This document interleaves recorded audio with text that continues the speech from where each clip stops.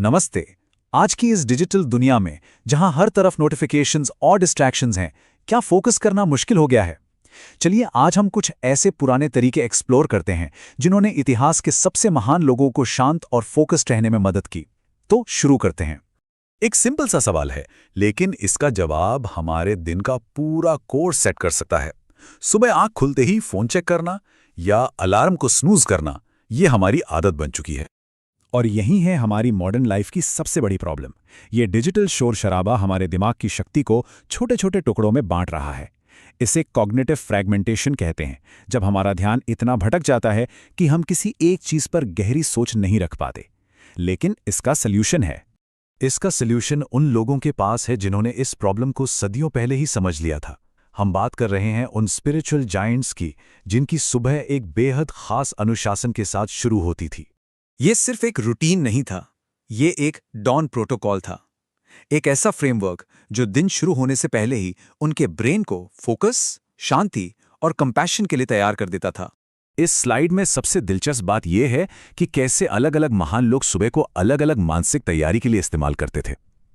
एक तरफ दलाई लामा सुबह 3:30 बजे उठकर करुणा का अभ्यास करते थे, तो दूसरी तरफ रोमन एम्परर मार्कस ऑरेलियस आने वाले दिन की सोशल चैलेंजेस के लिए खुद को मेंटली प्रिपेयर करते थे। और महात्मा गांधी गीता पढ़कर अपने नैतिक बल को मजबूत करते थे। दलाई लामा के लिए दिन का पहला काम है शुक्रिया अदा करना। ये सोच कि मैं जिंदा हूं और इस कीमती जीवन को बर्बाद नहीं करूंगा, उनके दिन में कंपैशन और पर्पस भर देती है। ये कोट नेगेटिव लग सकता है, पर मार्कस ऑरेलियस निराशावादी नहीं थे। ये स्टोइक प्रैक्टिस, जिसे प्रीमेडिटेशो मलोरम कहते हैं, एक तरह की मेंटल रिहर्सल थी। इससे वो दिन में आने वाली नेगेटिविटी के लिए पहले से तैयार रहते थे, ताकि उनका मन शांत रहे। और इस सब के पीछे अब मॉडर्न साइंस भी है। ऐसी प्रैक्टिसेस हमारे ब्रेन में BDNF यानी ब्रेन डिराइव्ड न्यूरोट्रॉफिक फैक्टर को बढ़ाती हैं। ये एक तरह का ब्रेन फर्टिलाइजर है जो हमारी सोचने समझने की शक्ति और इमोशनल बैलेंस को बेहतर बनाता है।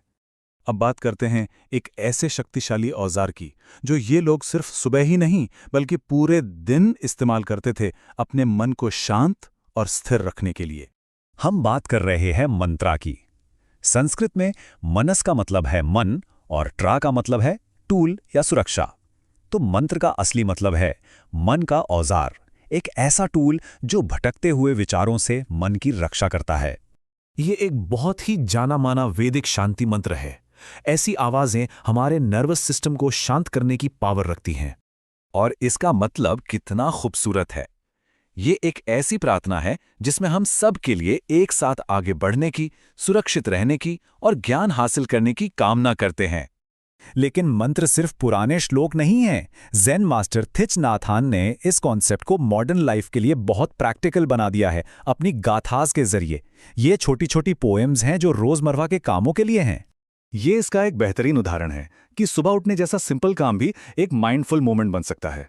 आज सुबह उठकर मैं मुस्कुराता हूं, मेरे सामने 24 नए घंटे हैं। ये लाइन हमें वर्तमान क्षण में ले आती है।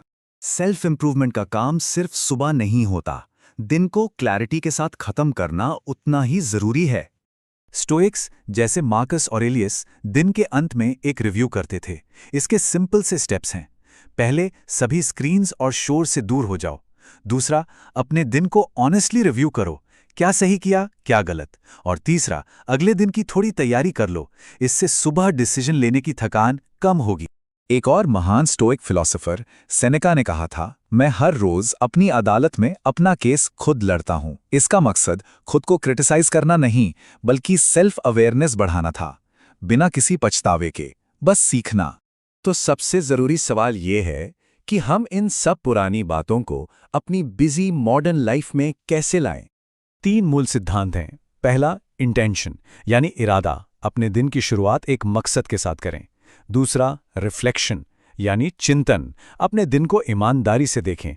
और तीसरा, कंसिस्टेंसी यानी निरंतरता, रोज किए गए छोटे छोटे काम ही बड़ा बदलाव लाते हैं। और इन आदतों का असर हमारे ब्रेन केमिस्ट्री पर सीधा पड़ता है। ग्रैटिट्यूड जैसी प्रैक्टिसेस से स्ट्रेस हार्मोन कॉर्टिसोल कम होता है, जबकि मूड को स्टेबल करने वाला सेरोटोनिन और मोटिवेशन देने वाला डोपामीन बढ़ता है। ये हमारे दिमाग को बेहतर बनने के लिए रीवायर करता है। जरूरी नहीं कि दलाई लामा की तरह सुबह 3 बजे उठा जाए। असली बात है, अपने पास जो वक्त है, चाहे वो 5 मिनट ही क्यों ना हो, उसमें इंटेंशन यानी इरादा लाना। तो आखिरी सवाल ये है, आज से अपने दिन में वो 5 मिनट की स्पिरिचुअल एनर्जी लाने के लिए क्या किया जा सकता है? एक छोटा सा मंत्र, सुबह की एक पॉजिटिव सोच या रात का एक छोटा सा रिफ्लेक्शन? सोचिएगा जरूर।